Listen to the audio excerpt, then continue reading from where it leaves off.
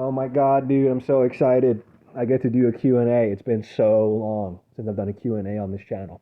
But we have got a reply today on my video, The Monad and the Astrology of Free Will and Determinism. And this is a comment from, adjust glasses, 527YTDGU. All right then. And he comments, so you talk about only having two options, either the demiurgic or the monad. Could that also be a false dichotomy, like when someone is manipulating someone by only offering two options, letting them make the choice but controlling the options? What if it's not only two options? Can't I leave here with my individual spirit intact and leave this universe to go do my own thing?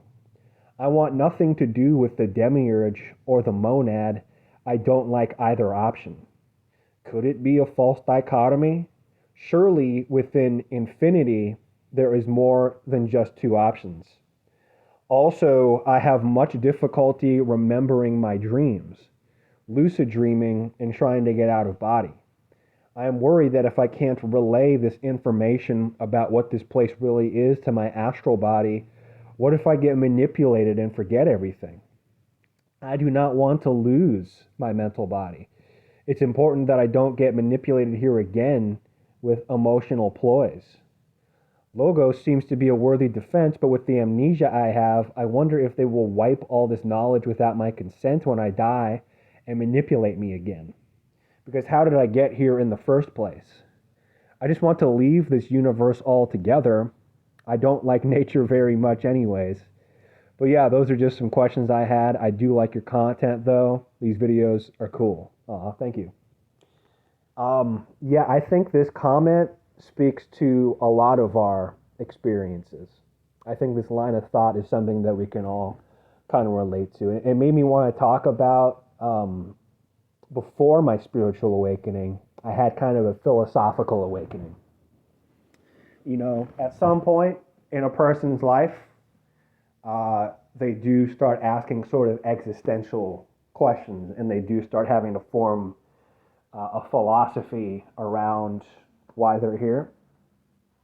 You know, unless you're like a brain dead NPC Hylic, and then the answer is to just do what everybody else is doing and not think about it. It reminds me of Nirvana lyric. I wish I was like you, easily amused. Um, yeah, so before I had a spiritual awakening, I had a philosophical awakening, and I was, well, when I was in my teenage years, you know, somewhere between like 16 and 18, I got pretty heavy into philosophy. And somewhere in that time period, I really fleshed out my personal life philosophy by asking the question, the starting point of the question of why not die? Or, you know, you could say why live, but I think more to the point, why not die? And that sounds like a suicidal sort of line of thought, but I feel like it is a question, a pointed question that points to what your actual core meaning behind why you're here. And so I reflected on that a lot, and then I found the answer that resonates with me, and the answer is pretty simple, pretty visceral, pretty animal even. I just want to feel good. I just want to feel good. So really the definition of that is this philosophical hedonism, kind of, you know, because, you know, philosophical hedonism posits that pleasure is the only intrinsic good. I'm not so sure I believe in intrinsic goods or things that are good in and of themselves objectively. But I think so most of us can relate to this. We just want to feel good, you know. I just want to feel, and it's important to bring up in response to this comment because that is my starting point. You know, I'm not. I talk so much about the theory and the abstraction on this channel that you may not get a sense of where emotionally where I'm at from a starting point, and my starting point is, what the fuck? Why all this bullshit? Why all this negativity? I just want to feel good. Why? Why can't I just feel good? Why can't I just be here and have a good time, man? And so, yeah, that's where I'm starting from. So The idea that this commenter has brought up, I need to let it be known that it is, to me, a very attractive idea. I don't argue against it because I don't like it. I argue against it because I believe that there's actually some base metaphysical principles that kind of preclude the possibility. But there is a great video that I think people should watch that kind of encapsulates the spirit of this comment.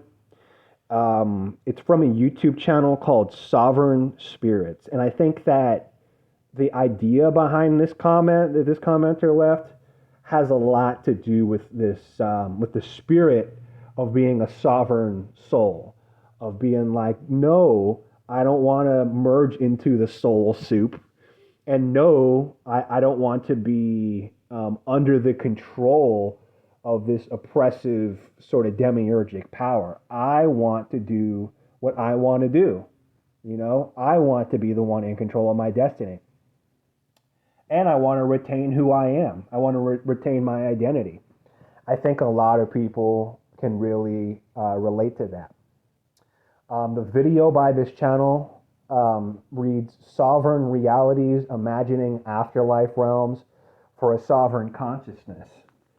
And I just remember watching through this video, and they were just giving a lot of beautiful ideas and potentialities for afterlife realms or realms of being. And I thought they were very lovely ideas, and I do find them attractive. The problem seems to be the sort of principles and base metaphysics behind things. And this is something that I've been trying to touch on a little bit.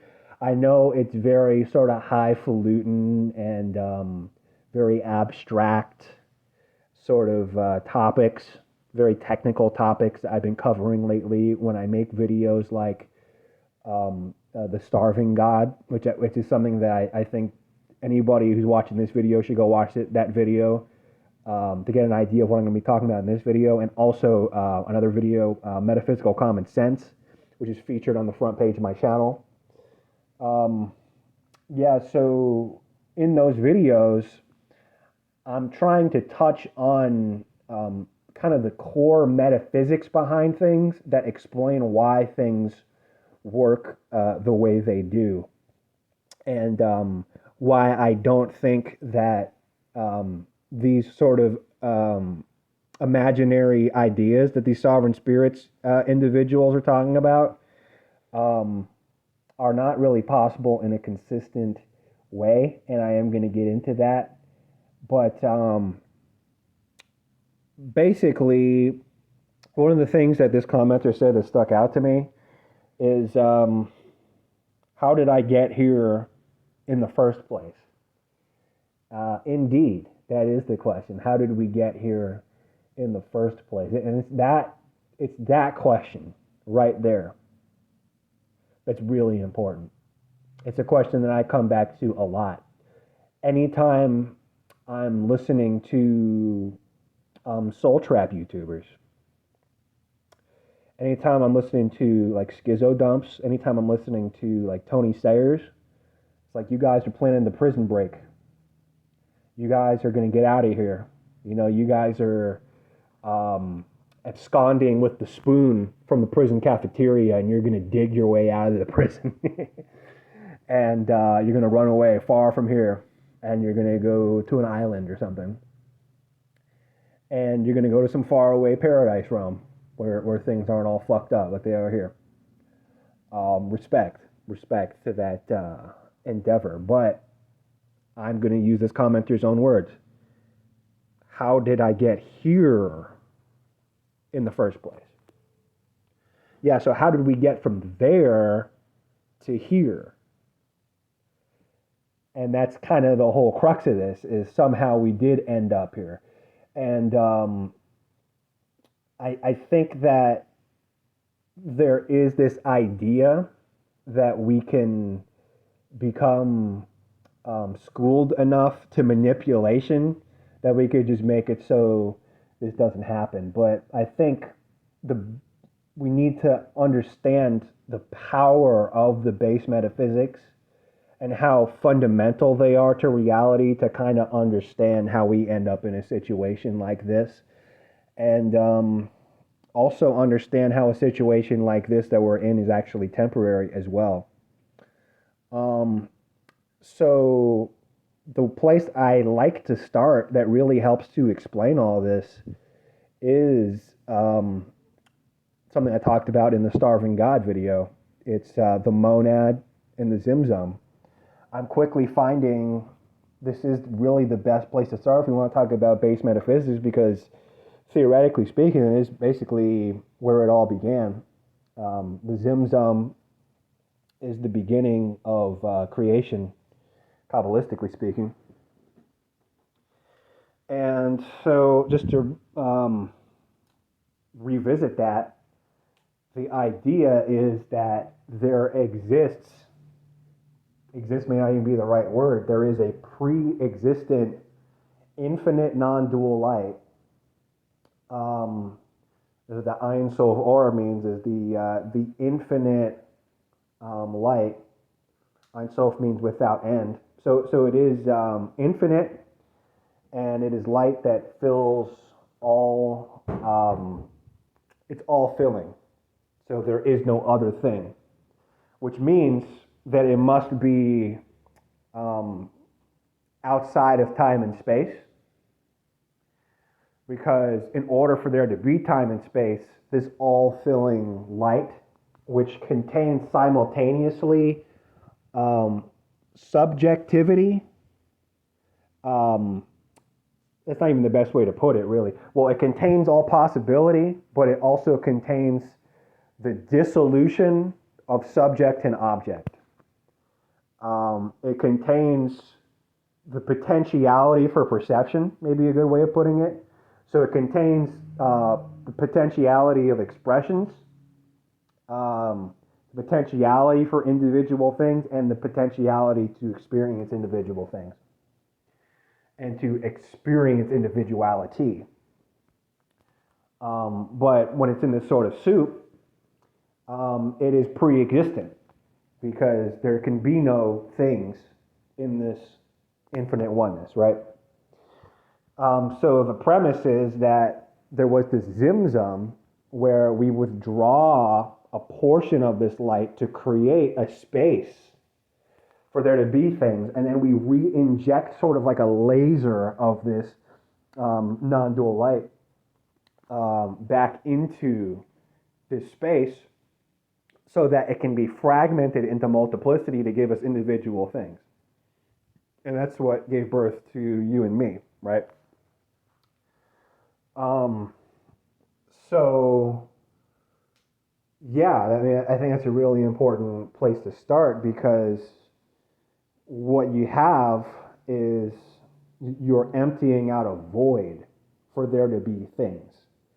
Meaning, and this is why, again, why you can actually look up into the sky and look at all that blackness.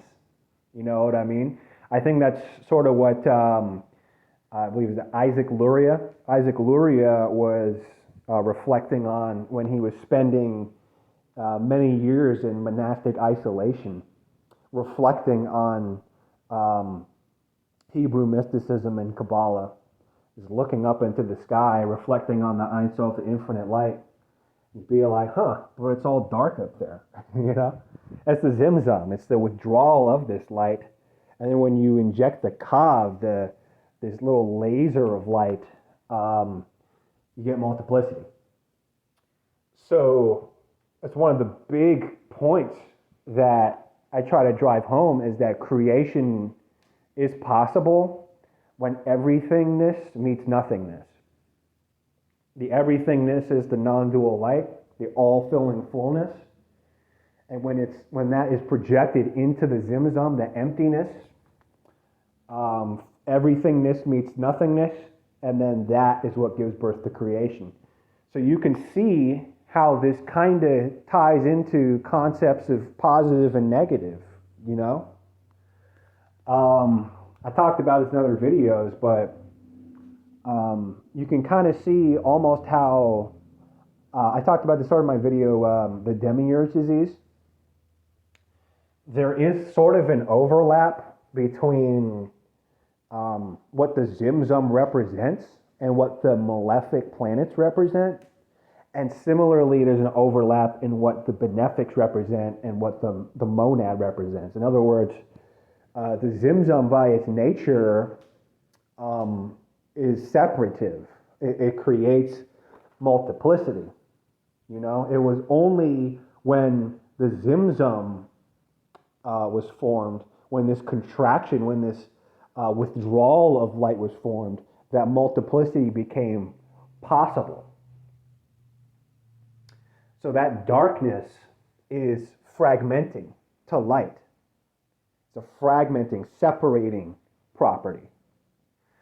So it creates divisions, it creates borders and boundaries in things, that there can be you and me, right? So planet, in a planetary sense, where can we find that? Can we find a planet of darkness? Absolutely. As a matter of fact, that's what that planetary axis of Leo and Aquarius is. The opposite sign of Leo is Aquarius, and these signs have planets that rule them. Leo is ruled by the sun. What planet rules Aquarius? It's ruled by Saturn. In so many ways, the sun and Saturn are opposites. We have the light and the darkness. Just go look at some of those Picatrix petitions, you know, and invocational petitions in Gayat al-Hakim describe Saturn as the dark planet. And we can see also in basically the scheme behind where the exaltations came from. That's a great thing to look into, by the way, the origins of the essential dignity called exaltation from Hellenistic astrology. Basically, it's a little bit too much to get into, but to give you a very basic breakdown of that, they did start by associating the angles of the chart with certain planets. And they did put that against the Thema Mundi, the theoretical birth chart of the world. And so the ascendant, signifying the birth of things, the beginning of the journey, the rising, is the journey's beginning.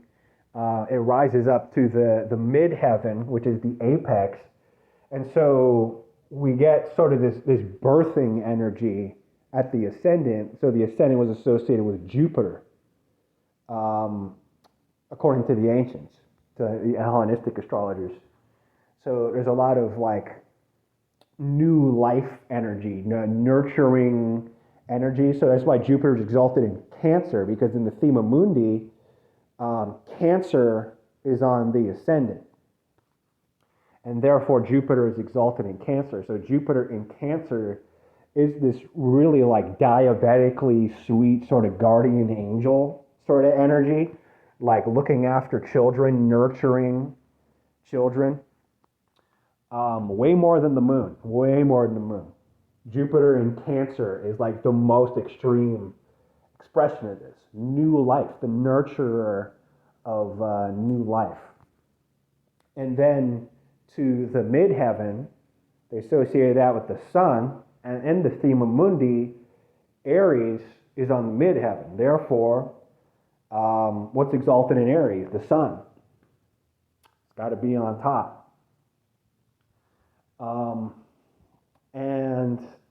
Just to skip a few steps, bringing us down to the very bottom, the Imam Coeli, opposite the midheaven, that's Libra. Of course, opposite Aries is Libra. And Libra, or the Imam Coeli, the Nadir, as some call it, is associated with Saturn. So again, we see the Sun-Saturn opposition. The Sun is at the top, the Saturn is at the bottom.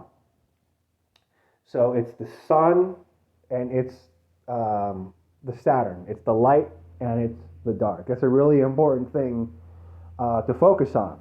Saturn has the effect of blinding you to things.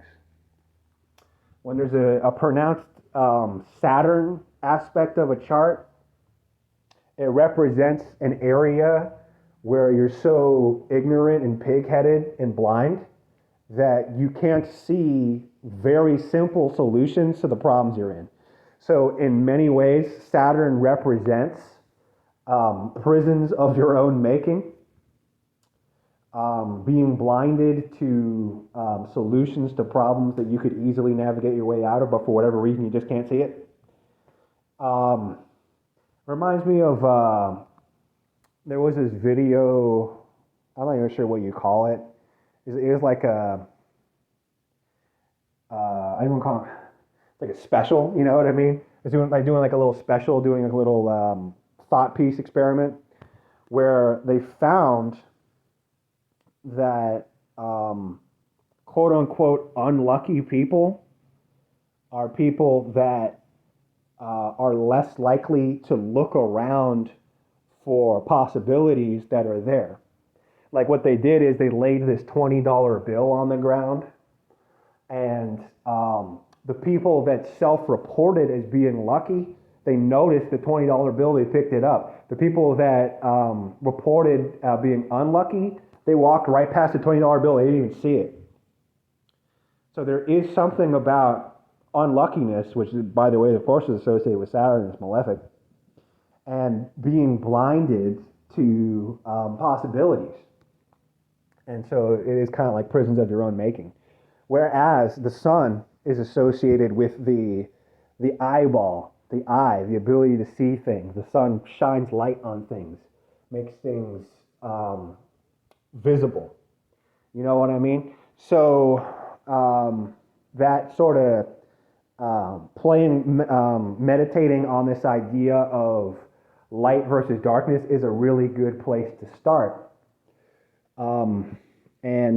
Positive and negative. Jupiter is unitive. Jupiter brings things together. Saturn separates things. Saturn creates exile. Saturn creates boundaries. Saturn creates, you know what I mean, the outcast, the hermit, being pulled away from the group, being outcasted by the group.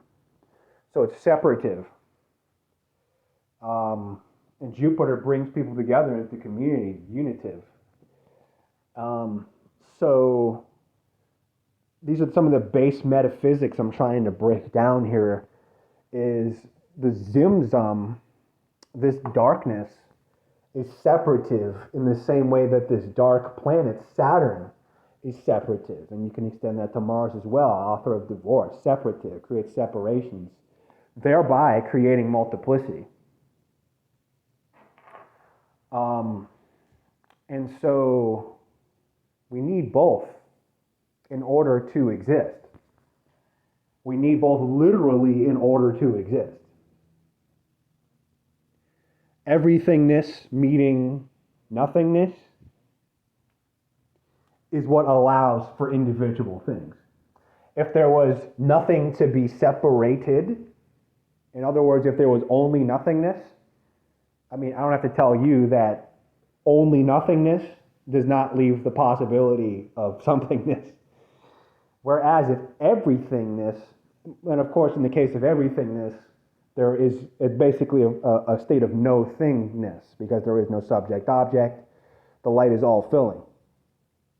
So this is the really big breakthrough in understanding base metaphysics that could really change how you look at things, is that literally existence itself is made of positive and negative.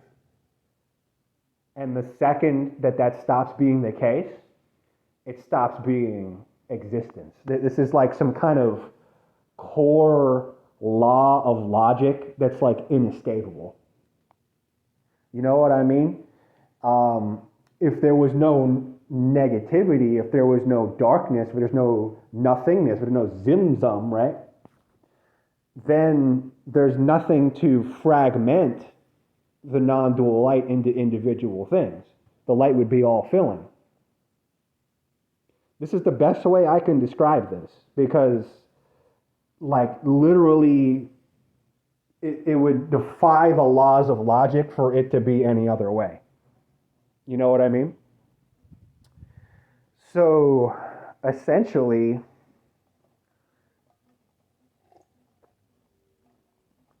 that's what everything is built off of from there. Negativity and positivity must be expressed. And in this funny way, negativity kind of degrades things, negativity kind of breaks things. And then this sort of this healing property, the light, the positive elements restores them. And that's where you're seeing this transformation as the core principle behind existence. It's this tug of war. And it's all founded upon universal love. How is that? How is it founded upon universal love? Well, this is something that people get wrong all the time. Is they don't really understand universal love, which is understandable because there's basically nobody on earth that's here to share that. It's so foreign to our experience. Universal love means I am accepting of every possibility, and I wouldn't change a thing, because to change a thing would be to be playing favorites. Yeah, to change a thing would be to be playing favorites. So sort of the way that this commenter, who I really appreciate, by the way, because it's a very thought-provoking question, kind of posed it as sort of like good cop, bad cop, you know? It's like you can take the red pill and come back to the monad, or you can take the blue pill and stay in La La Land where the Demiurge is manipulating you. But really, the nature of the monad is that it doesn't actually have any preferences. So just so I'm not misrepresenting here, when someone is manipulating someone by only offering two options, letting them make the choice, but controlling the options. Yeah, so there's almost like this characterization of like two despot gods that are essentially in cahoots. I don't think this is a correct characterization of the monad. And this is something I get into a lot as with regard to like certain YouTubers. Like there's a lot of spiritual doomer YouTubers, like been watching something like Axion Portal, and there was like a Mav Kalorath and Tragic Reality. There's a new wave of like spiritual doomer YouTube channels. Oh, another great one, Benedictine the Truth. That's another great spiritual doomer YouTube channel. And certainly Axion Portal. I think I've seen some videos by Benedictine the Truth as well. And they're asking questions like, why isn't the monad coming to save you? It's such a funny question to me. It's like, why isn't the monad coming to save you? It's because the monad has no preferences. The monad accepts every people don't really understand what's meant by universal love. Universal love means it loves every possibility equally. And the implications of that are immense, because it means that it would never dare to take any action. It would only allow everything to unfold. Because to take any action is to show preference, which is to immediately bring an end to universal love. Becomes particular love, becomes preference, becomes attachment. So this is why, a big reason why I consider creation to be an abomination, is because I believe universal love does not belong in this zimzum. Universal love makes sense this sort of ho'oponopono energy of universal love and forgiveness makes sense in the monad, where there can be no expressions. Because when this universal love enters, and this universal love is the nature of the monad, when it enters into the zimzum, for it to be fragmented, it means that uncreated potential can be given birth. And that means hellish realities can come into being, and the highest level of God would never dare to do anything to change it.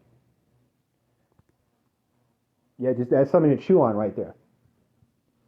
The highest level of God, being this universal love, would never dare to stop any possibility from unfolding and being so, because it would cease to be God at that point. It would cease to be universal love.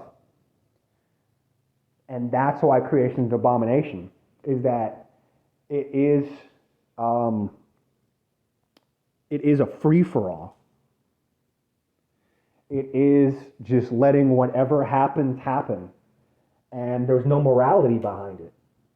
You know, I got done making that last video, the "We've Lied to Ourselves About God" video, and it was so funny that that Christian definition of God is I think it was universally loving and absolutely just. It's like, no, that definition, like all of Christianity, is self-defeating. It defeats itself. You can't be universally loving and absolutely just, because justice is a preference for a certain way of doing things. It's a particular form of love. It's not a universal love. Universal love embraces all possibility. So it's a very beautiful thing in the monad, but in the zimzum, it is the author of all abomination. And it is the sort of moral lack of accountability to stop it. It's sort of the core facets behind creation. Now I'm talking in terms of just base metaphysics. You know, it really can't be any other way. This is just the simple definitions of things, you know? And so existence itself is literally made of positivity and negativity. That's why Kabbalah is really a great thing to reflect on. You got to reflect on the qualities of the what they call the pillar of severity and the pillar of mercy, or what more Hermetic Kabbalists refer to as the pillar of form versus the pillar of force. There's sort of this association with this raw sort of potential, this raw light of potential, which is more so associated with the pillar of mercy or the pillar of force. And then we rely on these negative forces that are found in the pillar of severity to sort of bifurcate and fragment this raw force, this raw energy, this raw potentiality into the world that we have. So like literally, these are all dynamics of, which is why in Kabbalah it's good to start with the Ein Sof and the Zimzum. These are all dynamics that are sort of representative of the Ein Sof and the Zimzum. These separative forming influences and these unitive force influences, the positive and the negative, the benefic and the malefic, separative and unitive, separating and uniting. They can't happen at the same time because it exists in space and time. The point at which, because that's the problem that I'm running into here with this comment, is so much of why things are the way they are is because of space and time. And so when we're talking about being outside of the universe, we can go multiverse about it, but at any rate, it's always going to be a form of space and time, because creation is predicated upon space and time. Otherwise, it would be uncreated. you know? And so being that it's in space and time, these possibilities can't unfold in the same location and in the same time. They have to unfold sort of in this cyclical way. So these separative and unifying forces, in and out, positive and negative, break you down, build you back up, break you down, build you back up. Don't you just see it in our world? Break it down, build it back up. Break down a nation, build a new one, break it down.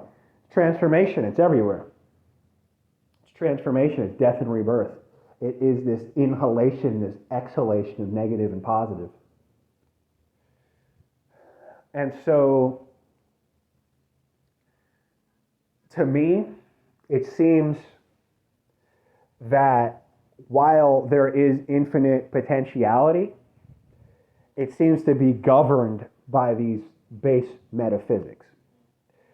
So, in other words, here I am in this dilemma of I just want to feel good. Matter of fact, I take it to the philosophical extreme. I want to feel the best I possibly can. I want to minimize the amount of pain I feel the most, and I want to feel as good as I possibly can for as long as I possibly can. However, my existence is governed by these powers. I think the mistake is in characterizing these powers as sort of as an evil villain, like the Demiurge. The Demiurge altogether seems to just be the consequences of the monad passing into space and time. The ways that it tries to self-correct gives birth to the world in which we live. It is a necessary counterbalancing.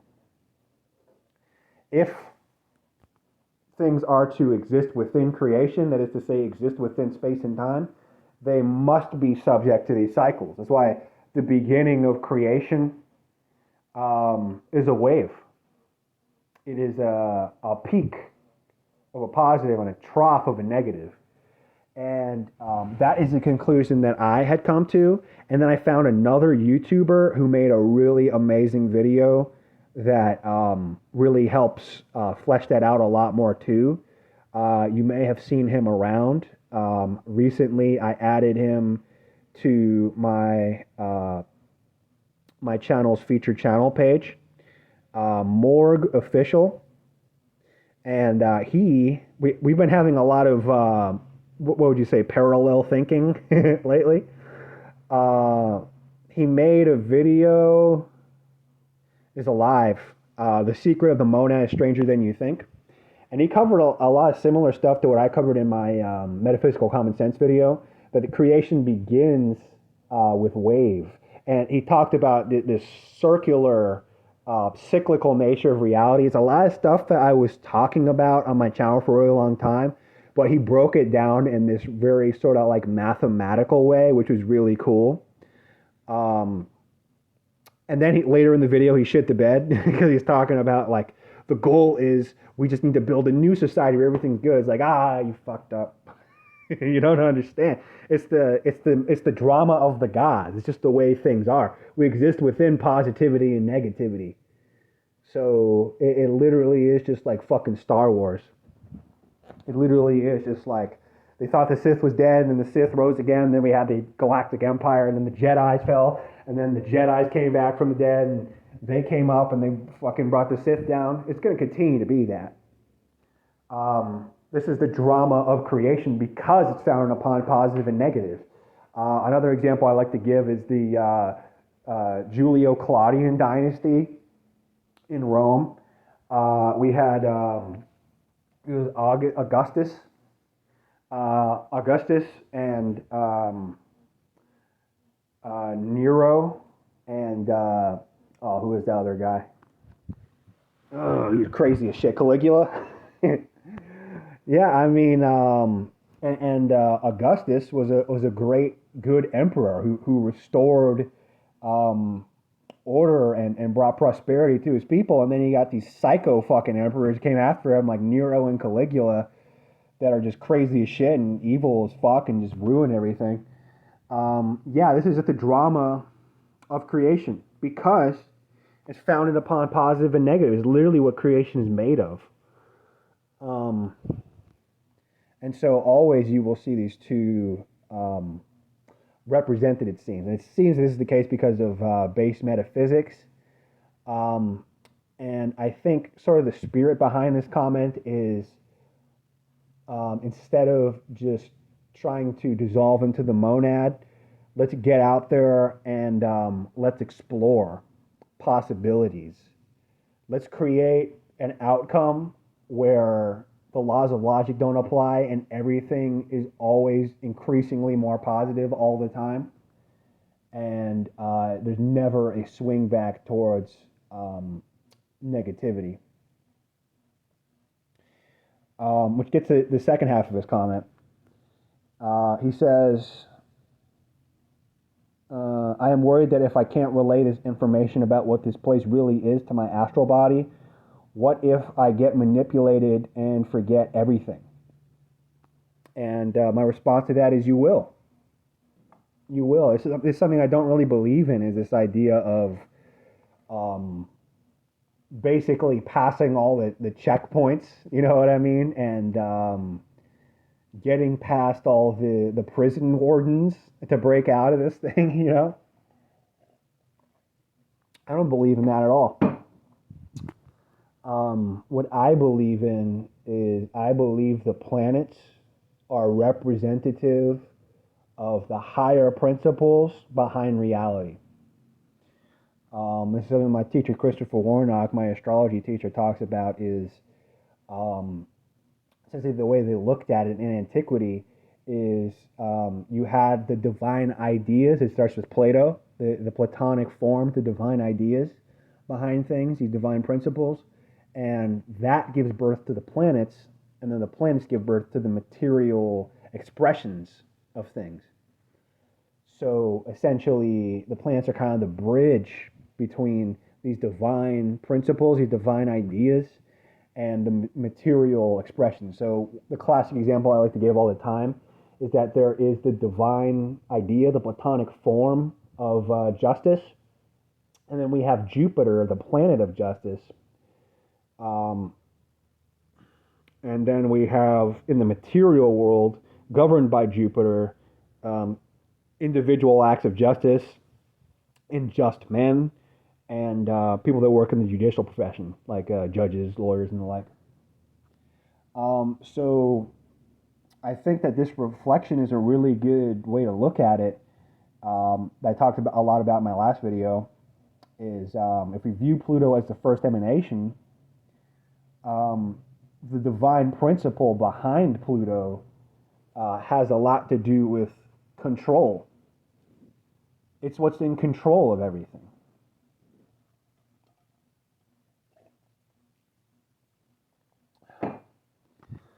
So the idea of not being manipulated, the problem is, I feel like Gnosticism has done a disservice here. I feel like Gnosticism has given you the idea that your individuality, the things that make you special, are like the opposite of the Demiurge. When in reality, I believe that the individuality is actually comes from the Demiurge. I believe, or at least the Demiurge as I define it. That which separates you, that which has you looking always outward to individual things, multiplicity, that's what gives birth to your unique identity. Demiurgeness, that is that plunge into darkness. That's what Pluto is. Is Pluto not the planet of the plunge into darkness? To plunge into the darkness of your being? And so isn't it so interesting that Pluto is the first emanation? Therefore, it is the Kav, the non-dual light, taking the plunge into the Zimzum, into the darkness. You see? So, therefore, Pluto is the lord of creation. Pluto is the lord of creation because all creation begins with Pluto. It's the plunge into the darkness. It's the Zimzum that has the property of being separative to allow for individual things. Individuality. Individuality comes from the source, the monad. No, let me rephrase that. All possibility comes from the monad. The demiurge gives birth to individuality of those possibilities. To individuate, to divide within itself. That's what gives birth to your individuality. It's actually the demiurge that gives birth to your individuality. And that demiurge is the urge to plunge into that darkness. It's very Platonic. And so, the idea that we can take our individuality out of demiurgy, to me, is kind of like a self-defeating idea. Because to me, the individuality is actually born of the demiurge. If we didn't have that plunge into darkness, then things could never individuate and separate. Everything would be non-dual in one. That's the Ein Sof Or.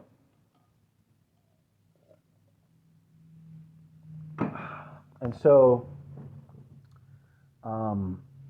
that urge, that demi-urge to plunge into the darkness allows for individual things. So, to me, it's like you can't take your individuality outside of the demiurge because your individuality is demiurginess. The desire to be a character that's part of a story. And really, there's no outcome. This is where it gets kind of mentally interesting. There's no outcome that you're arguing for in this comment that does not involve you being a character in a story. And I think the idea here is, hey, I want to be the author of the story. I want things to go the way that I say they do. But to me, the really interesting thing is that the more individual you are, the less power you have to do that. In other words, you think of the demiurge as being a very separate from source thing. And in a manner of speaking, it is, because by its own nature, it can never return to source because it is that which divides itself from the source, divides itself from the monad, plunges outward always. And yet, while this is true, this process begins at the highest level of unification. And so this is, it gets very tricky trying to break down these base metaphysical concepts, but when you understand them, you kind of understand why things have to be the way they have to be. I kind of talked about this in my the Demiurge disease video. I think I talked about this in other videos as well, but it's as if the closer you are to the monad, the more free will you have to be the author that writes the story. Whereas the further you go down this chain of emanation, the more you're like subject to fate, the more the stories are written for you. And if you look closely, you'll find this is really true. So, funny enough, the demiurge, which is that which can never return to the monad, is also the closest to the monad. And I know this kind of goes against Gnostic lore and everything, this idea of divine sparks, and you know what I mean? These people are not source aligned, these people are source aligned. I invite you to kind of reconsider that model.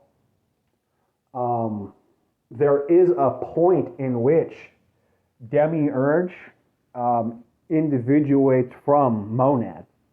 There is a point in which Creator God individuates from monad. And that is a point that is closest to the monad. You understand?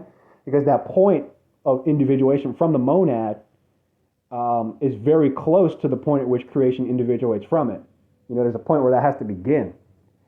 So actually, the deepest core level of the Demiurge is that which writes the story.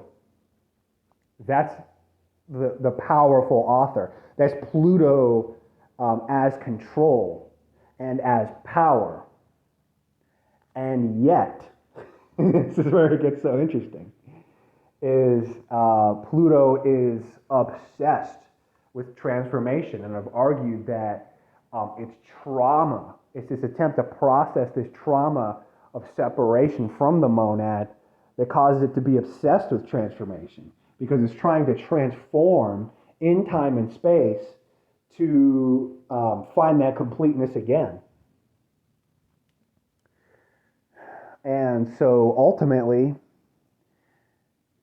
if you want to be that author, you kind of have to be like the Demiurge. It's funny how that works. Like, the closer you get to that level of control and power, if the closer you get to that Plutonic principle, I want to be the author, I want to write the story, the more you start to resemble the Demiurge. Which is, it's just really interesting. It's really interesting. So yeah, as a hedonist, you can imagine this is all very disappointing. Imagine how I feel about Saturn. Imagine how I feel about Mars. Imagine how I feel about malefics. Me being a hedonist, I just want to feel good as much as possible. And in the sky are these forces that ensure that bad, fucked up, terrible shit happens. Mighty disappointing. How do we get them out of there? Get them out of here. Shoo. No, you can't shoo. Because it's what creation is made of. It's actually made of positive and negative.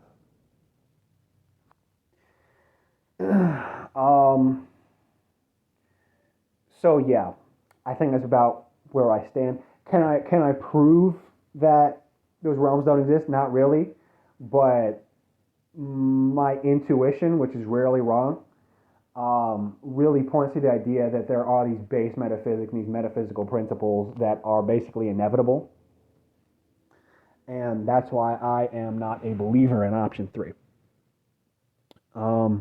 But to address some of the other comments here, I am worried that if I can't relay this information about, oh yeah, you will get manipulated and forget everything, yeah. See, that's the problem. That's the problem with existing within creation, is that creation wants to be this never-ending story, and it wants to be this transformative storytelling. And it can't do that very well if you're hip to the fact that you're in a fucking story. You know what I mean? The forgetting is conducive to the whole transformative storytelling process.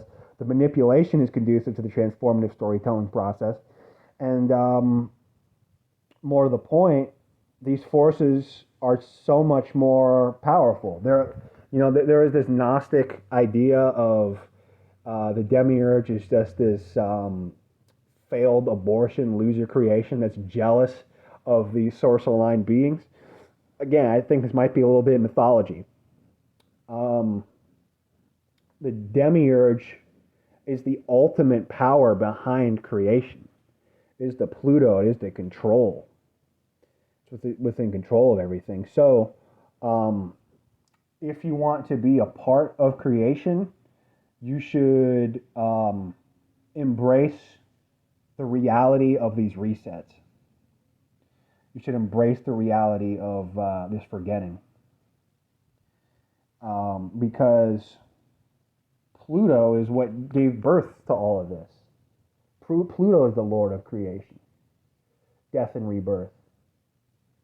And so, if you want to be part of creation, you got to play by Pluto's rules.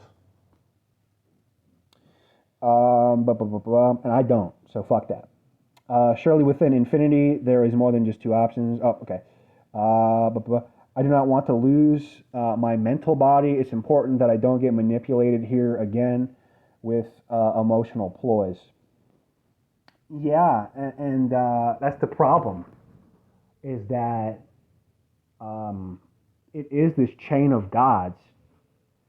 So the idea that we are gods, not really. Not really. We can align with gods. That's what theurgy is all about. It literally means God working. And in doing that, we're aligning with the principles behind them, which is why I say, in order to be that highest level of control, to be the author of the story, you ultimately end up resembling the Demiurge. Yeah, you actually need to become like the gods, to become godlike. You need to sacrifice your individuality. And you need to align with the pure principle, divine principle. And that's how you become godlike. I do not believe in this idea of individuals creating their own universes. I believe in divine principles shaping reality. That's what the gods are to me. It's like these forces, these colossal forces that have a kind of character, but they're a lot more like a principle. You know, that's what they say. The planets receive the divine ideas. They receive the Platonic forms, and like a divine principle shaping reality, and that's what has control. It's not Jimmy. It's not Saturn's return. You know, it's not 527 YTDGU. Individuals do not have the control. The gods have the control. The gods are principles of reality. These are some things that you should have like a rectified understanding there. Kind of like switch that around in your mouth, see how that feels. Kind of take a look at astrology, see how astrology works. Kind of see the gods that do exist, that we can see exist, which are the planets. See how they work, get to know their character. You start to realize, like, wow, it's not really like a guy.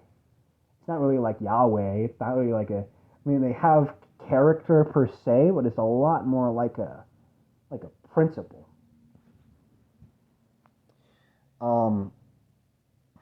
Yeah. So, do not want to lose the mental body. Well, the good news is, as long as you exist within creation, you won't. But also, you kind of will, because everything, again, is under the control of Pluto. And what does Pluto want more than anything? It's transformation. Transformation to address the trauma of separation from the infinite fullness and completeness of the monad. And so the mental body is subject to this endless transformation. So in a manner of speaking, you will lose your mental body as you understand it, but as long as you exist within creation, you will have a mental body. It's important that I don't get manipulated here again with emotional ploys. Yeah, but you're not the one in control is the thing, though. And I'm not trying to be negative or down talk you. I just think there's a correct way to solve these problems. And the idea of jailbreaking out of this prison planet to go fly away to paradise is the deeper and more you think about it, the more you realize it's actually not a thing. And I'm not saying that those worlds don't exist. I think that there's definitely realms that are benefic leaning in the same way that our world is malefic leaning. Our world tends towards, it has a Saturnian ethos. It has to do with scarcity. It has to do with needing to devour and feed on each other to survive. It has to do with limitations, imprisonment. Our existence is almost like humiliating. It's so easily broken. I think Schopenhauer talks about that a lot. Is like it takes so much for things to go right. It takes so little for things to go wrong. You just need one break in that chain of cooperating parts, and everything gets thrown into discord. That's our fragility. That's our limitation. It's very Saturn-like. So certainly, I believe those worlds do exist. I do believe they exist. I believe there's benefic-leaning worlds. But the problem is, it seems that everything is subject to these cycles. It's pissing me off now. I'm gonna fucking blow my nose. Um, so that again, back to the question: how did I get here in the first place? And my answer is the cycles, the eros of oppositions, the fact that reality itself is built upon waves. Creation is built upon waves. The cycle, the circle, like Morg puts it, is made up of two waves. And so there is this constant turning, constant cyclical nature to reality. And there is a positive and there is a negative. There is a light and there is a darkness. And universal love sees to it. Universal love, the foundation of all creation, is accepting of all these possibilities. So it is accepting of the positive and accepting of the negative, and it embraces them equally. In order to embrace them equally, you give them equal expression. So if you do end up in a positive realm where things are really nice and really pleasant most of the time, don't get too attached to it. That's what Pluto's trying to teach more than anything, is just don't get too attached. Because transformation is the highest principle. Pluto is the highest principle. Pluto is what's in control. And so to get attached to any one possibility is to be at odds with what the foundation of reality is. Reality itself is founded upon universal love, which is acceptance of and love of all possibilities.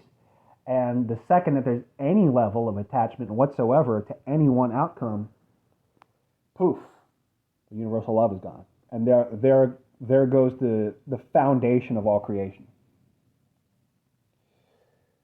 So, yeah, you could go to a benefic leaning world, but how did I get here in the first place? The cycles, the transformation, the wave. You went up and then you went down. That's why I say all the time, the world is drugs. You accept the high and then you take the hangover. That's why I call this world a hangover realm. And I don't think the New Agers are wrong. I don't think these love and light people are wrong. I don't think they're wrong when they say that they encounter universal love and it's so beautiful. But universal love means that every one of these possibilities get an equal airtime. Earth is not the prison. Creation is the prison. That's something that really sets my channel apart from a lot of these prison planet YouTubers.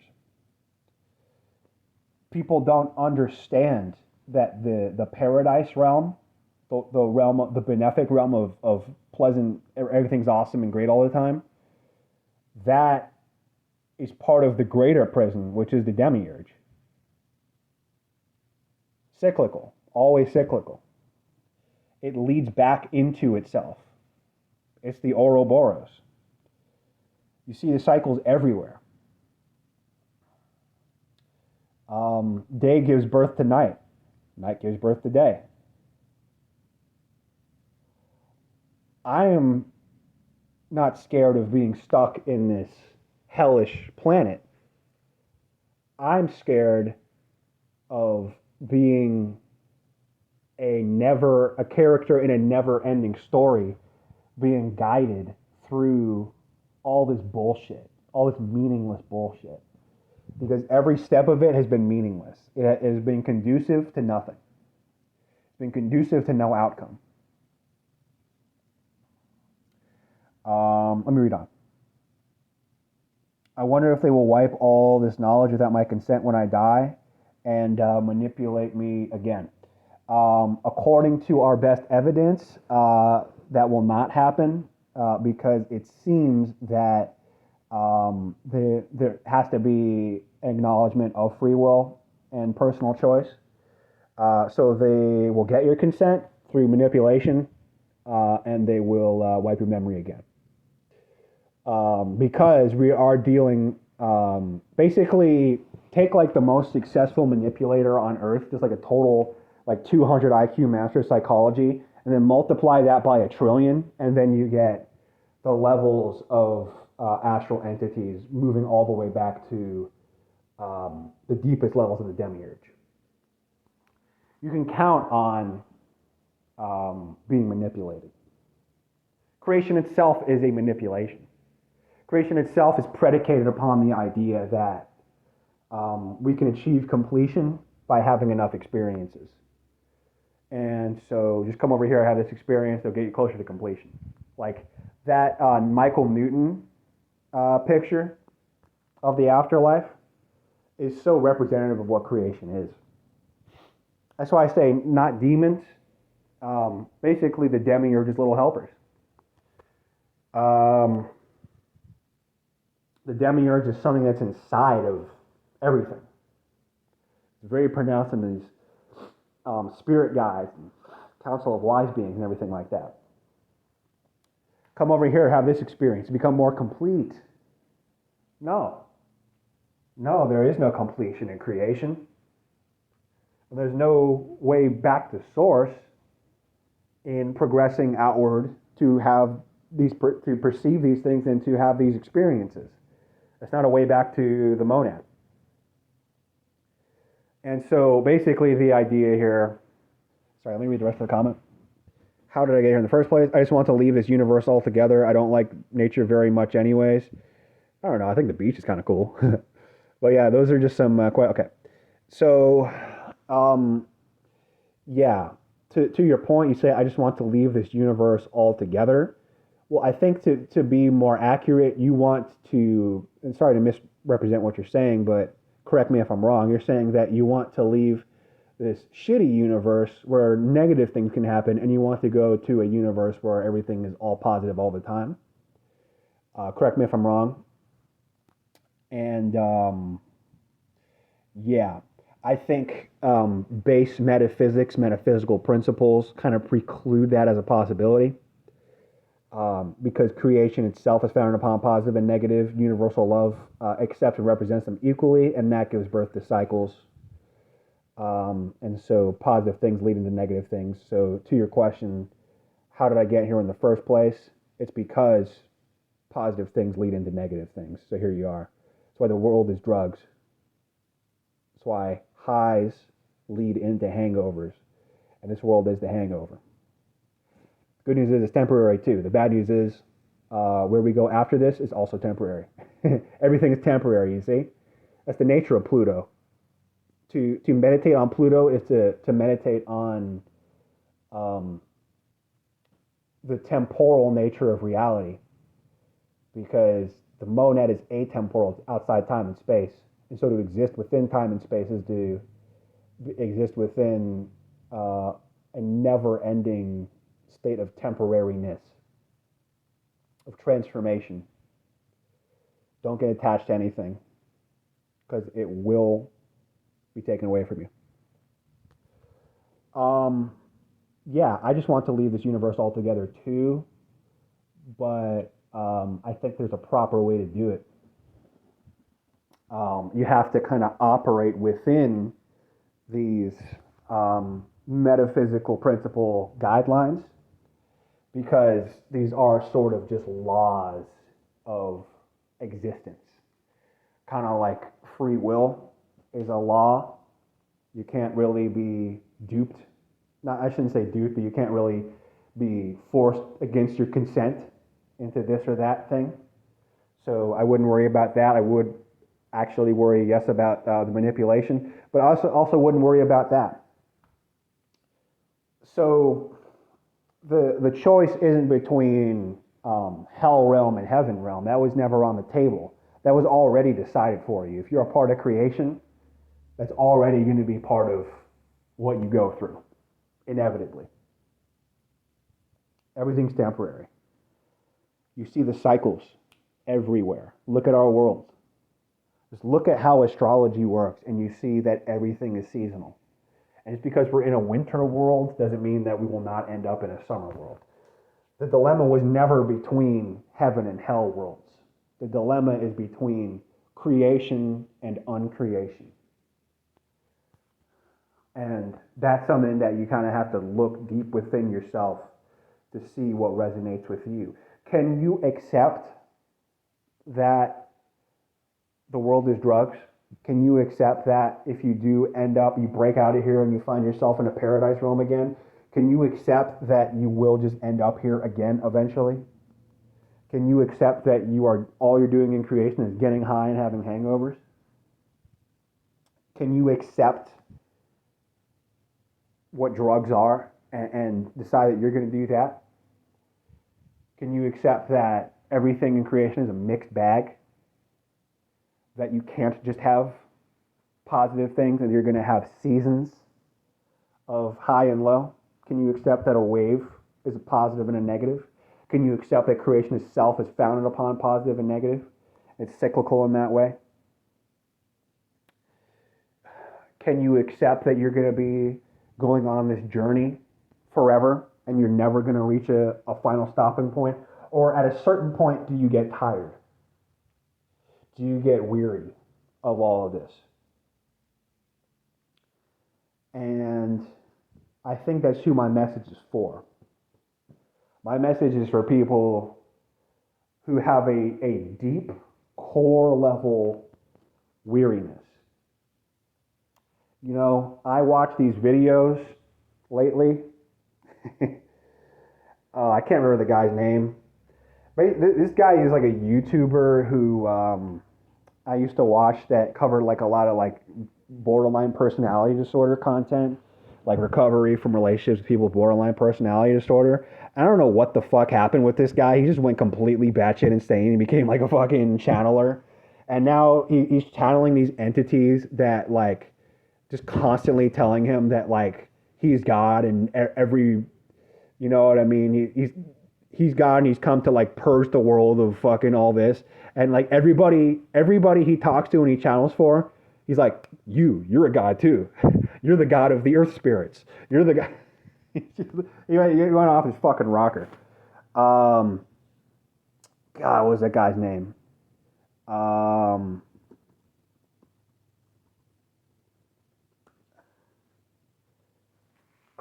dude. Yeah, here he is. Michael Denny. Is one video is humans in 5D Earth will become gods.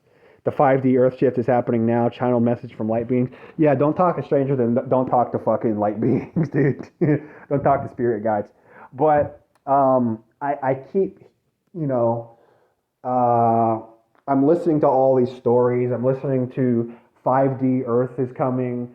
I'm listening to the end times are here. Jesus come to resurrect us. I'm looking at, everybody's demon possessed. Oh, by the way, most people aren't real. They're all NPCs. CERN is opening portals, opening demons. Everybody's demon possessed. And I'm just like, ugh. You know? It's like, oh my God, it's so much bullshit. So when you get to that point, when you're just like, not like, oh God, it's so painful, this sucks. But you're just like, oh God, more bullshit. What the fuck is it now? Oh, okay, the Pleiadians are here, and we have just been conscripted into a war against the reptilians. We must battle the reptilians, and we must ally with the Arcturians to battle, to bring the 5D Earth to...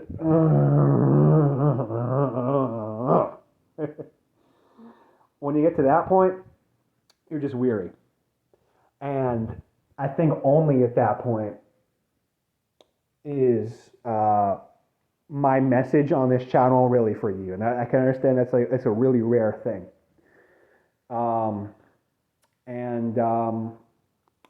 That's why I don't think the solution is to try to be manipulation proof.